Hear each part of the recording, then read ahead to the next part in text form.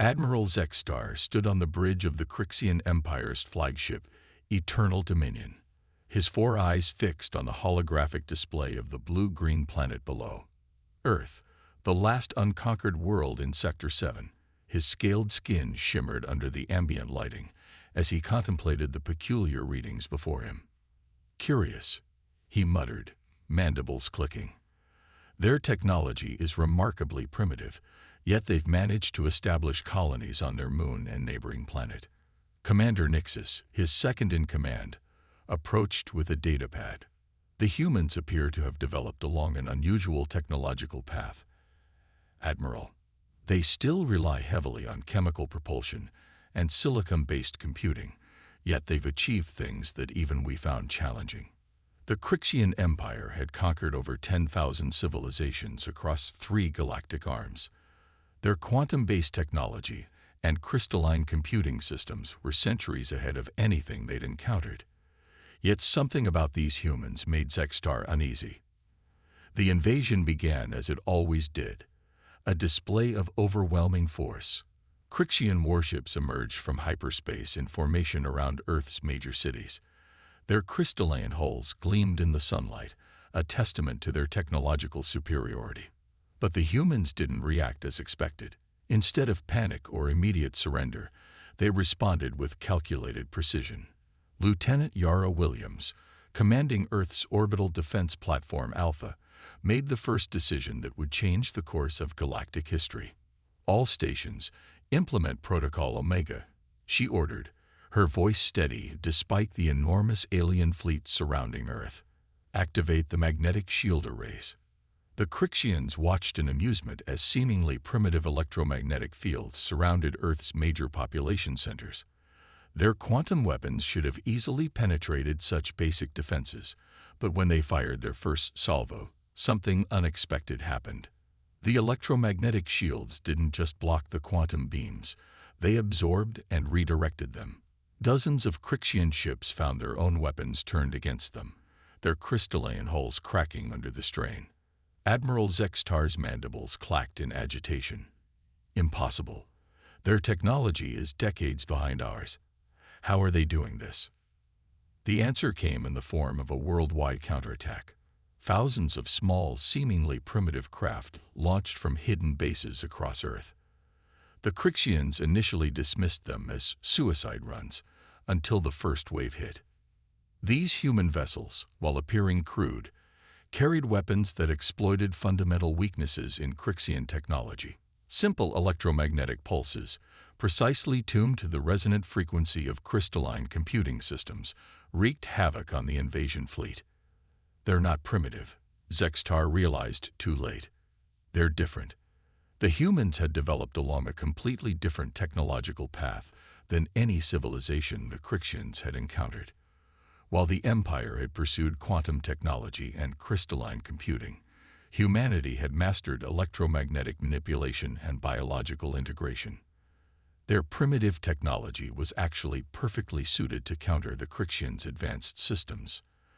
As the first day of battle drew to a close, Admiral Zexstar faced an unthinkable scenario: retreat. 1/3 of his fleet lay in ruins, their crystalline ships shattered by weapons that by all rights shouldn't have been effective. But this was just the beginning. The Crixian Empire had never failed to conquer a world, and they wouldn't start now. As his flagship limped back to safe space, Zexstar began planning the Empire's response. The humans had surprised them once, but next time would be different. Little did he know, Earth's defenders were already preparing for the next phase of their plan. In underground bases across the planet, engineers and scientists worked tirelessly, combining their primitive technology with salvaged Crixian systems to create something entirely new. The battle for Earth had begun, and humanity's greatest test lay ahead. But they had already proven one thing. Sometimes the simplest solutions were the most effective, and being primitive didn't mean being powerless. Deep beneath the Rocky Mountains, in a facility known only as Project Phoenix, Dr. Ravi Patel studied the holographic display of a salvaged Crixian quantum core. 6 months had passed since the initial invasion attempt, and humanity was making the most of this precious time. "The crystalline matrix is responding to our electromagnetic modulation," he announced to the assembled team. "We finally cracked their base coding system." The first sign of the Crixian Empire's return came at 300 hours UTC. Long-range sensors detected quantum distortions at the edge of the solar system. A fleet twice the size of the first invasion force was arriving. Admiral Zextar stood triumphant on his new flagship, Quantum Dominion, its crystalline hull reinforced with anti-electromagnetic shielding. "Let's see how their primitive tricks fare against true technological superiority," he announced to his command staff. But Operation Thunderbolt was already in motion. Before the Crixian fleet could establish its battle formation, hundreds of signals erupted from Earth's surface. Not the desperate launches the Empire expected, but a coordinated strike that had been planned for months. Lieutenant Yara Williams led the first wave, her hybrid fighter squadron emerging from hidden bases across the planet. "Phoenix Squadron, execute attack pattern Delta," she commanded, her neural interface translating thought to action instantly. The Crixians watched in confusion as Earth's defenders approached. Their sensors showed conflicting readings, quantum signatures mixed with electromagnetic fields in ways their computers couldn't interpret. The human vessels seemed to flicker in and out of reality, playing havoc with targeting systems. "Impossible," Commander Nixus muttered, watching the display. "They've somehow merged our quantum technology with their electromagnetic systems. But that shouldn't work." The first engagement proved devastating for the Empire. The hybrid fighters didn't just resist Crixian weapons. They absorbed the energy and redirected it, their human pilots using intuition and creativity in ways the Empire's rigid battle computers couldn't match. Major Rodriguez led a decisive strike against one of the Empire's primary battlecruisers. His squadron's hybrid weapons, combining electromagnetic pulses with focused quantum beams, tore through the reinforced crystalline hull like it was paper. "They've adapted," Zextar raged, watching his carefully planned formation crumble. "All ships switched to Protocol 7. Their primitive minds cannot possibly handle quantum-level combat maneuvers." But that's where the Empire had made its fundamental mistake. The human pilots weren't trying to match Crixian combat protocols. They were creating entirely new ones. The neural interfaces allowed them to execute impossible maneuvers, combining human unpredictability with quantum precision. Dr. Santos watched from the command center as her hybrid technology performed beyond even her expectations. "The beauty of our system," she explained to the military observers, "is that it learns and adapts with each pilot. Every engagement makes it stronger." The battle reached its turning point when the humans unveiled their secret weapon, the quantum bridge. Dr. Patel's team had discovered a way to use Earth's magnetic field as a quantum accelerator, allowing their ships to perform micro-jumps that the Empire's targeting systems couldn't track. "Execute Operation Thunderbolt, Phase 2, General Hassan ordered from Earth Command." Across the battlefield, human fighters seemed to blink out of existence, only to reappear inside the Empire's formation. The Crixian fleet's rigid battle lines became their undoing. Their ships, arranged in perfect geometric patterns, couldn't adjust quickly enough to the chaos of human combat tactics. Each victory made the hybrid fighters stronger as their quantum systems learned from human improvisation. Admiral Zextar watched in horror as his fleet was systematically dismantled. The humans weren't just fighting back. They were hunting his ships with terrifying efficiency. His reinforced flagship, designed specifically to counter Earth's electromagnetic weapons, proved vulnerable to attacks it couldn't even detect properly. "Full retreat," he finally ordered, but it was too late. The hybrid fighters had surrounded his command ship, their weapons charged with combined quantum and electromagnetic energy. Lieutenant Williams' voice came over all channels. "Surrender your vessel, Admiral. Demonstrate that the Empire can learn from its mistakes." The battle ended not with the Empire's expected triumph, but with the capture of its flagship and admiral. As Crixian escape pods launched from crippled vessels, humanity had proven something extraordinary. The combination of primitive human ingenuity with advanced technology created something greater than the sum of its parts. But even as Earth celebrated this victory, Dr. Santos and her team were detecting troubling readings. The Empire's remaining ships were transmitting massive amounts of data back to their home systems. The real war, they realized, was just beginning. In his cell aboard Earth's orbital station, Admiral Zextar allowed himself a small smile. The humans had won this battle impressively, but they had no idea what the Empire was truly capable of. The next wave wouldn't be a mere invasion fleet. It would be the full might of an empire that had never known defeat. The question was, would humanity's hybrid technology be enough to face what was coming? The Crixian Empire's response came 3 months after Operation Thunderbolt, and it came with a vengeance. Not in hundreds of ships, but in thousands. The quantum ripples of their arrival turned Jupiter's storms violent and set off every sensor array in the solar system. "Mother of God," Dr. Santos whispered, watching the tactical display.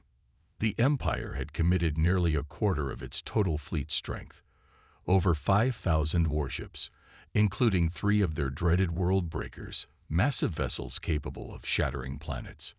High Emperor Vexthor himself commanded from the super-dreadnought Imperial Wrath, its crystalline hull gleaming with new adaptations designed specifically to counter human hybrid technology. "The humans have earned a unique honor," he announced to his fleet. "They will be the first species in 10,000 years to witness our full military might." But Earth wasn't defenseless. The 3 months since Operation Thunderbolt had been spent in frantic preparation. Dr. Patel's team had processed everything they'd learned from the captured Crixian vessels, while Dr. Weizhang had perfected a new quantum camouflage system that rendered Earth's defenses virtually invisible. "All stations, execute Protocol Omega Prime," General Hassan ordered from the underground command center. Across Earth and throughout the solar system, humanity's trap began to unfold. The Empire's first shock came when they discovered their quantum sensors were being fooled by thousands of false signatures. Dr. Adebayo's team had seeded the entire solar system with quantum electromagnetic buoys, creating a 3-dimensional maze of phantom targets and false readings. These primitives dared to play games. High Emperor Vexthor snarled, "Begin the planetary bombardment. Let's see their tricks stand up to raw power." But when the world breakers fired their primary weapons, something unprecedented happened. The beams of pure quantum energy, powerful enough to crack a planet's crust, simply vanished. Lieutenant Williams, now colonel after her success in Operation Thunderbolt, revealed humanity's newest weapon. Hidden in Earth's orbit were massive arrays of quantum siphons, technology reverse-engineered from captured Crixian ships, but modified with human electromagnetic principles. They didn't just absorb the world breaker's energy. They'd redirected it. "Return to sender," Williams commanded. The collected energy, amplified by Earth's magnetic field, shot back at the Imperial fleet in a blinding wave of quantum electromagnetic fury. The Empire's losses were catastrophic. Their ship's new anti-electromagnetic shielding, designed to counter humanity's previous tactics, proved useless against weapons that used their own quantum energy against them. But the High Emperor hadn't survived 10 millennia of rule by being predictable. "Deploy the phase shifters," he ordered. Suddenly, large sections of his fleet began to shift partially out of normal space, becoming ghostly images that human weapons couldn't fully target. Dr. Santos had anticipated something like this. "Activate the quantum anchors," she called. Hundreds of satellites around Earth pulsed with combined quantum electromagnetic fields, forcing the phase-shifted ships back into normal space, directly into the firing lines of waiting hybrid fighters. The battle that followed would be spoken of for centuries. Human pilots, their neural interfaces now perfectly tuned to their hybrid craft, danced through the chaos with impossible precision. They didn't fight like the Empire expected, didn't follow any known tactical doctrine. Each squadron operated independently, adapting and improvising in ways the rigid Crixian command structure couldn't match. Major Rodriguez, leading an elite squadron nicknamed the Ghost Wolves, demonstrated why humanity's greatest strength was its unpredictability. His pilots used the quantum siphon's energy redistribution to power impossible maneuvers, appearing to break the laws of physics as they struck from impossible angles. But the Empire's numbers began to tell. Despite devastating losses, they pushed closer to Earth, their remaining world breakers charging for another attack. Victory, it seemed, would come down to who could endure the most punishment. That's when Dr. Pidal unveiled humanity's final surprise. During his research on captured Crixian tech, he'd discovered something the Empire had forgotten over their millennia of quantum advancement: the power of simplicity. All ships switched to mode Omega, he transmitted. Across the battlefield, human hybrid fighters suddenly powered down their quantum systems, becoming seemingly primitive craft running on pure electromagnetic energy. The Empire's quantum-based targeting systems, designed to track complex energy signatures, couldn't lock onto such basic technology. In their arrogance, the Crixians had engineered their countermeasures against what they assumed humanity would do: try to match their quantum technology. They weren't prepared for an enemy that could switch between advanced and primitive systems at will. High Emperor Vexthor watched in growing horror as his mighty fleet was systematically dismantled by weapons his sensors could barely detect. "Impossible," he muttered. "They're using outdated technology. And it's working." But the battle wasn't over. Though bloodied, the Empire still had numbers on their side. As Earth's defenders began to tire, the High Emperor prepared to order his remaining world breakers to fire, regardless of targeting capability. Sometimes, he reasoned, brute force was enough. He didn't realize that humanity had one last card to play, one that would change the galaxy forever. As the remaining world breakers positioned themselves for their desperate final attack, Dr. Isabella Santos activated a quantum communications channel to all Earth forces. Execute final protocol. Helios rising. Deep beneath the lunar surface, in a facility even most of Earth's military didn't know existed, Dr. Weizong initiated the startup sequence for Project Helios, humanity's ultimate hybrid weapon. The massive device, built in secret over the past 3 months, represented the perfect fusion of human ingenuity and Crixian technology. "They expect us to fight quantum with quantum," Dr. Zhang announced to his team. "Instead, we'll show them the power of the sun itself." The moon's surface began to glow, puzzling the Imperial fleet's sensors. Energy readings went off the scale as Project Helios channeled the fundamental forces that powered Earth's sun, amplifying them through a quantum electromagnetic lens of unprecedented size. High Emperor Vexthor's tactical display erupted with warnings. "What are these readings?" he demanded. No primitive species could possibly harness this level of power. Colonel Williams' voice came over all channels, addressing both Earth's defenders and the Imperial fleet. "You called us primitive because we didn't follow your path of development. But that's humanity's greatest strength. We find our own way." Project Helios activated, and the space between Earth and Moon lit up like a new star being born. The device didn't just create energy, it reshaped local spacetime itself, using principles that merged quantum mechanics with electromagnetic manipulation in ways the Empire had never imagined possible. The effect on the Imperial fleet was catastrophic. Ships caught in the energy field found their quantum systems completely scrambled. Crystalline hulls shattered as fundamental forces turned against them. The mighty world breakers, pride of the Imperial fleet, began to break apart under stresses their builders had never conceived. But humanity's hybrid fighters, their systems designed to work with both quantum and electromagnetic principles, flew through the chaos unaffected.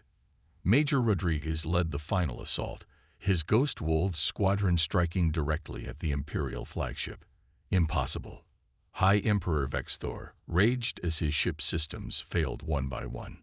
"We are the most advanced civilization in the galaxy. How can this be happening?" Dr. Patel's voice answered him over the failing quantum comm. Because you forgot the most important principle of science. Sometimes the simplest solution is the best one.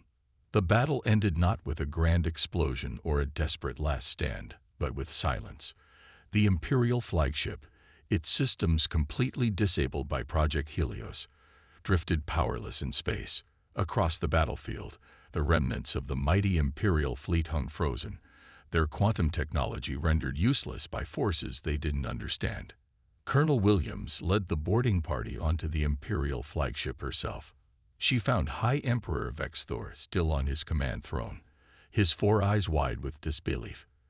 "You never understood us," she said as she accepted his surrender. "You saw our chemical rockets and silicon computers and thought us primitive. You never realized that true advancement comes not from following one path, but from exploring all possibilities." The aftermath of the battle brought changes no one had expected. The Crixian Empire, its military might shattered and its technological superiority disproven, faced rebellions across its vast territory. But humanity, led by the same scientists and soldiers who had achieved the impossible, offered something unexpected: partnership. "We don't want to destroy your civilization," Dr. Santos explained to the captured Imperial leadership. "We want to show you a better way. Imagine what we could achieve together, combining your quantum mastery with our innovative approach." 1 year later, the galaxy looked very different. The Crixian Empire had transformed into the Galactic Cooperative, with Earth playing a leading role in its new direction. Dr. Patel and his team worked alongside former Imperial scientists, developing new technologies that combined the best of both civilizations. The hybrid fighters that had saved Earth became the model for a new philosophy of technological development, one that valued creativity and alternative approaches over rigid advancement along a single path.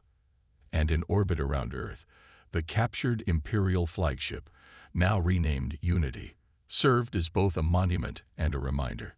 Its crystalline hull, still bearing the scars of battle, had been modified with human technology, becoming a symbol of how 2 different approaches could create something greater than either alone.